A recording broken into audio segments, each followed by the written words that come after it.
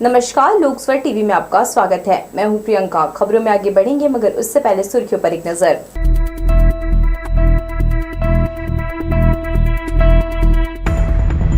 खतरा मोल लेकर रेल पटरियों को अब नहीं करना होगा पार, बनाया गया ओवरब्रिज।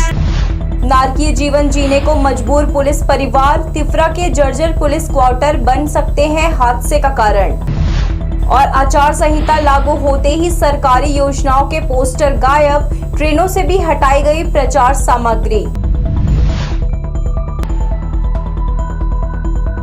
हमारे न्यूज हेडलाइंस के प्रायोजक हैं Makhija test tube baby centre Bilaspur.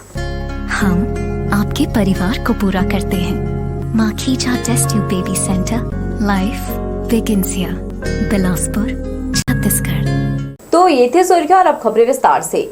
दक्षिण पूर्व मध्य रेलवे के बिलासपुर यार्ड में फुट ओवर ब्रिज पर गर्डर लॉन्च के एक महीने बाद अब इस ब्रिज को आम लोगों के लिए शुरू कर दिया गया है। कई महीनों से गर्डर लॉन्च नहीं होने की वजह से यह काम आगे नहीं बढ़ पा रहा था, लेकिन अब रेलवे ने इस काम को पूरा कर इसे आम लोगों के लिए खोल दिया है। गजरा चौक से आरएमएस तक यह ब्रिज यात्रियों के लिए नहीं बल्कि आम लोगों के लिए है। यह ब्रिज स्टेशन के दोनों तरफ के हिस्से को जोड़ रहा है। पैदल चलने वाले लोग अब आसानी से इससे आवाजाही कर सकेंगे। इसका निर्माण होने के बाद लोगों में उत्साह है। अब अंडरब्रिज या चुचुयापारा ओवरब्रिज से घूमकर नहीं आना जाना पड़ेगा। कुछ महीने पहले बचे हुए गर्डर को क्रेन की मदद से ओवरब्रिज के ऊपर चढ़ाया गया। इस लॉन्चिंग के समय बिलासपुर रेल मंडल के डीआरएम समेत संबंधित विभाग के अधिकारियों की टीम मौके पर मौजूद रही। काफी मशक्कत के बाद अधूरे ओवरब्रिज पर गर्डर को रखा गया था। इस ओवरब्रिज को सड़क निर्माण के साथ लोगों की आवाजाही के लायक बनाया जा चुका है, जिसके बाद अब इसे आम लोगों के लिए खोल दिया गया है। अब गजर चौक से बिलासपुर स्टेशन की ओर आने वाले राहगीरों को रेलवे ट्रैक पार करने की जरूरत नहीं पड़ेगी। लोकसभा टीवी के लिए कैमरामैन राजा खान के साथ भूपेंद्र सिंह राठौर की रिपोर्ट। रेलवे द्वारा होली के अवसर पर पुरी निजामुद्दीन के मध्य गाड़ियों में होने वाली भीड़ को ध्यान में रखते हुए एक Holi special superfast train Puri Nizamuddin के मध्य 2 फेरे के लिए चलाई जाएगी। पुरी निजामुद्दीन होली स्पेशल पुरी से 22 और 29 मार्च, निजामुद्दीन पुरी होली स्पेशल निजामुद्दीन से 23 और 30 मार्च को चलेगी। इसी तरह सुपरफास्ट ट्रेन विशाखापट्टनम निजामुद्दीन के बीच 2 फेरे के लिए चलाई जाएगी। यह होली स्पेशल ट्रेन विशाखापट्टनम से 23 और 30 मार्च और निजामुद्दीन विशाखापट्टनम 24 और 31 मार्च को चलेगी। इस स्पेशल ट्रेन में 2 SLRD, 2 सामान्य, 13 AC3, 2 AC2 सहित कुल 19 कोच उपलब्ध होंगे। प्रधानमंत्री राष्ट्रीय बाल पुरस्कार से सम्मानित शहर के मास्टर अरमान उबरानी का पूज्य सिंधी सेंट्रल पंचायत ने सम्मान किया। 6 साल का प्रतिभाशाली बालक अरमान गणित के संख्यांक उत्तर देने के लिए इंडिया बुक रिकॉर्ड अपने नाम कर चुका है। कम उम्र में लेखक के तौर पर उसकी 3 किताबें प्रकाशित हुई हैं। सिंधी समाज ने इस उपलब्धि के लिए सम्मान कर गर्व का अनुभव किया। समाज के लोगों ने खड़े होकर अरमान के सम्मान में तालियां बजाकर उसका हौसला बढ़ाया। भारत निर्वाचन आयोग द्वारा लोकसभा निर्वाचन कार्यक्रम की घोषणा के साथ ही जिलों में आदर्श आचार संहिता प्रभावशील हो गई है।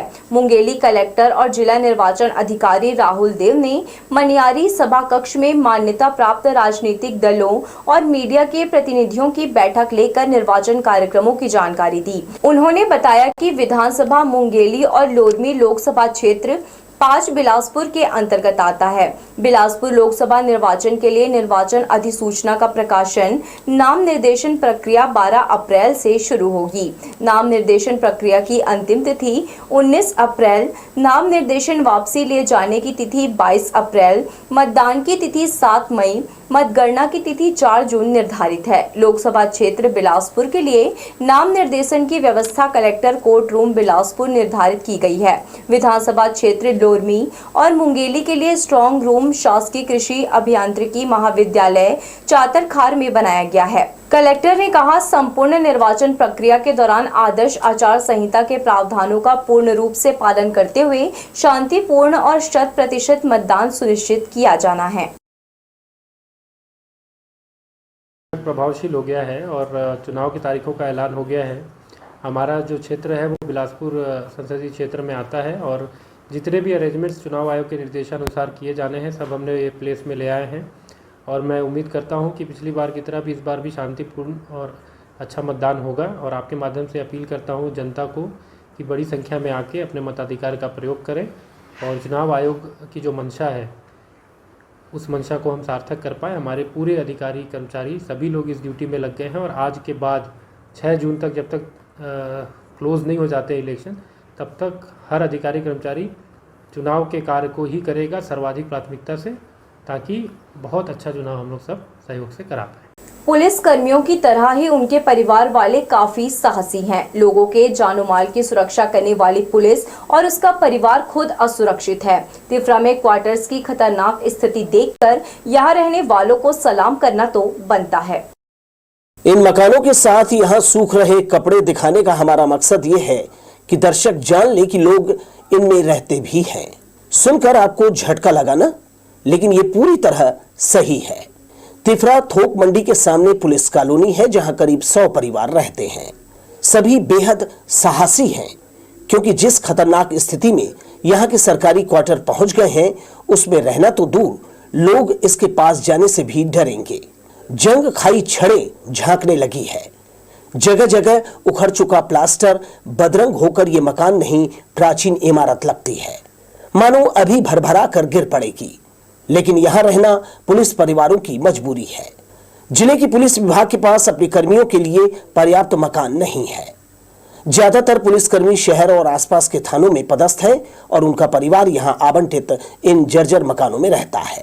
तिफरा में करीब 50 साल पुरानी कॉलोनी का रखरखाव करने में जो कोताही बरती गई उसके कारण ये स्थिति निर्मित हुई है। लोगों के जानो माल की सुरक्षा करने वाले पुलिसकर्मियों का दुर्भाग्य है कि उनका परिवार सुरक्षित नहीं है। कैमरामैन सतीश साहू के साथ दिलीप जगवानी, लोकसभा टीवी, बिलासपुर। प्रदेश के जिलों का मौसम शनिवार से बदल गया है। न्यायधानी सहित इससे लगे हुए क्षेत्रों में शनिवार को दिन भर तेज धूप रही, फिर दोपहर बाद से बदली छाने लगी।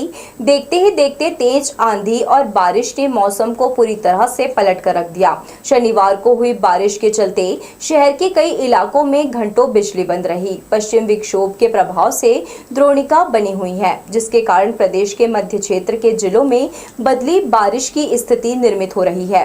मौसम में यह बदलाव का असर आगामी 20 मार्च तक बने रहने की संभावना है। सिंधी समाज इस बरस अपने इष्ट देव झूलेलाल की जयंती को खास बनाएगा। इस अवसर पर शहर में सिंध का मेला आयोजित किया जाएगा, जिसमें सिंधी पकवानों का स्वाद साथ में कलाकारों द्वारा समाज की संस्कृति और कला प्रदर्शित की जाएगी। तिफरा के झूलेलाल मंगल भवन में रविवार को बैठक हुई, जिसमें 7 अप्रैल को मेला आयोजन की रूपरेखा तय की गई। पूज्य सिंधी सेंट्रल पंचायत के नेतृत्व में भारतीय सिंधु सभा, सेंट्रल युवा विंग और महिला विंग इसकी कमान संभालेंगे। सभी पदाधिकारियों ने सदस्यों से सुझाव भी लिए, जिसे कार्यक्रम की सफलता के लिए अमल में लाया जाएगा। 10 अप्रैल चैती चांद पर परंपरा के अनुसार भव्य शोभा यात्रा निकाली जाएगी, जिसमें संदेशप्रद झांकियां शामिल रहेगी। बैठक में शहर के 15 सिंधी पंचायतों के अध्यक्ष समेत सेंट्रल पंचायत और भारतीय सिंधु सभा के पदाधिकारी शामिल हुए। करने की ऐसी कोशिश की गई है। अभी 6 तारीख को महिला विंग की स्कूटर रैली निकाली जा रही है।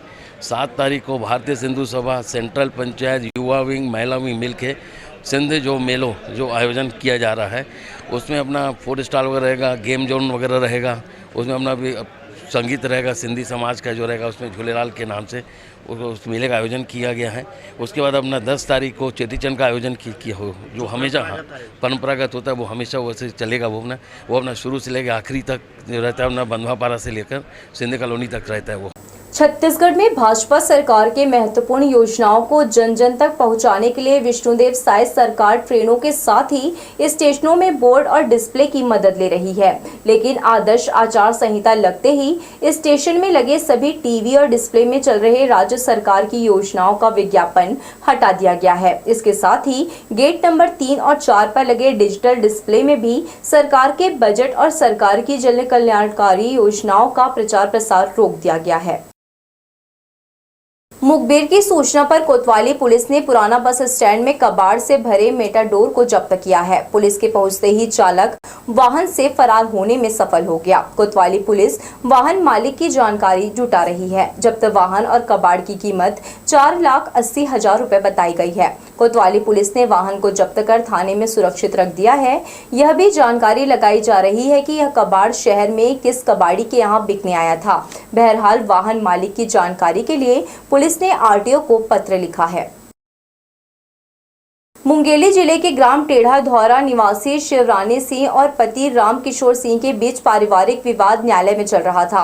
इस दौरान पत्नी शिवरानी सिंह ने प्रॉपर्टी को हासिल करने के लिए फर्जी बिल लगाकर साजिश रची थी। मामले में कोर्ट ने सरकंडा थाने में अपराध दर्ज कराने आदेश जारी किया था। रविवार को आरोपी पत्नी शिवरानी सिंह को सरकंडा पुलिस ने गिरफ्तार कर न्यायालय में पेश किया। दरअसल राम किशोर ने अपनी पत्नी के नाम रजिस्ट्री शुल्क लगने पर प्रॉपर्टी खरीदी थी। बाद में दोनों के बीच पारिवारिक विवाद के चलते मामला कोर्ट में चला गया।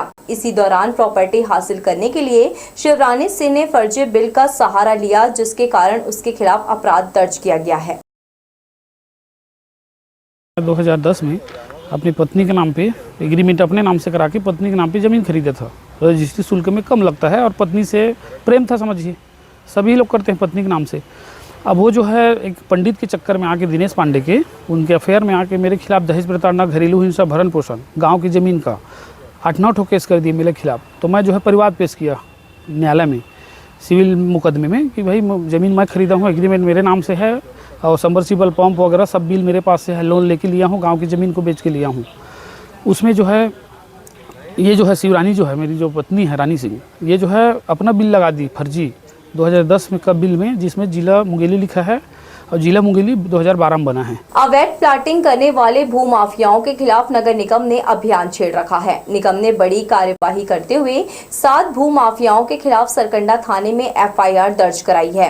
इन भूमाफियाओं के द्वारा मोपका, चिल्हाटी, बिजौर, खमतराई, बहतराई क्षेत्र में कच्चे प्लॉट का टुकड़ा बेचा जा रहा था, जिस पर कार्यवाही करते हुए निगम प्रशासन ने शैलेंद्र सिंह, प्रवीण कुमार देवांगन, मिथिलेश जायसवाल, ललित देवांगन, भुवनेश्वर प्रसाद सिंगरौल, धीरज कुमार देवांगन के खिलाफ एफआईआर दर्ज कराई है। आने वाले दिनों में और भी कई भूमाफियाओं के विरुद्ध एफआईआर दर्ज कराई जाएगी, जिसकी सूची तैयार की जा रही है। बढ़ेंगे हम खबरों की ओर, मगर इससे पहले सुर्खियों पर एक नजर।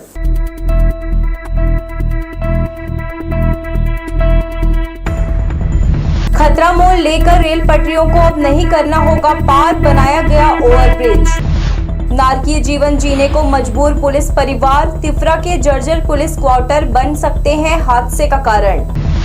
और आचार संहिता लागू होते ही सरकारी योजनाओं के पोस्टर गायब, ट्रेनों से भी हटाई गई प्रचार सामग्री।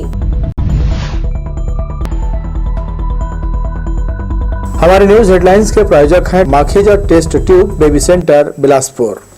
हम आपके परिवार को पूरा करते हैं। Makhija test tube baby centre, life begins here, Bilaspur, Chhattisgarh. खबरों की अंतिम कड़ी में आपका स्वागत है। उद्योगों से निकलने वाला दूषित जल सिरगिट्टी वासियों के लिए सरदर्द बन चुका है। सड़क और आसपास दूषित जल लबालब रहता है, जिसकी वजह से राह चलना मुश्किल हो जाता है। सिरगिट्टी औद्योगिक क्षेत्र में निकासी व्यवस्था यहां संचालित सैकड़ों छोटे बड़े उद्योगों के लिए नाकाफी है, जिससे दूषित पानी सड़कों पर बहता है।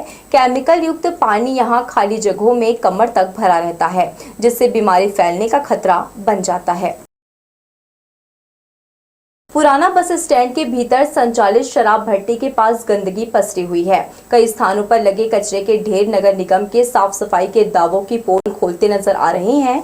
नियमित साफ सफाई नहीं होने के कारण यहां की स्थिति बद से बदतर होती जा रही है। जगह जगह डिस्पोजल, पानी पाउच, पॉलीथीन बिखरे रहते हैं। नतीजतन यहां के दुकानदार और यहां आने वाले लोग गंदगी से त्रस्त हैं। यहाँ पे कचरा बहुत गंदगी हो जाता है। डेली साफ करता हूँ भैया पूरा झाड़ू मार के, और पानी का भी परेशानी है। पानी वानी आते रहता है, पूरा गंदगी फैलते रहता है। यहाँ पे कूड़ेदान की जरूरत है भैया। जिला अस्पताल में ऑपरेशन के दौरान उपयोग में होने वाले उपकरण की साफ सफाई के लिए लाया गया केमिकल मशीन में लीकेज होने के कारण बह रहा है।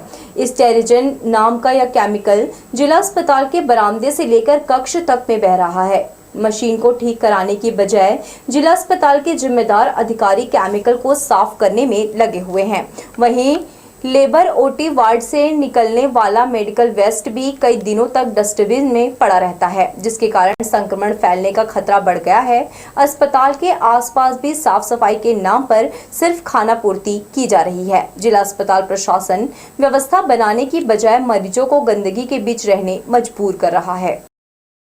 तो ये थी हमारी लोकसभा टीवी की तमाम खबरें। अगले बुलेटिन में आपसे फिर होगी मुलाकात। तब तक के लिए पूरी टीम के साथ प्रियंका को दीजिए इजाजत। नमस्कार।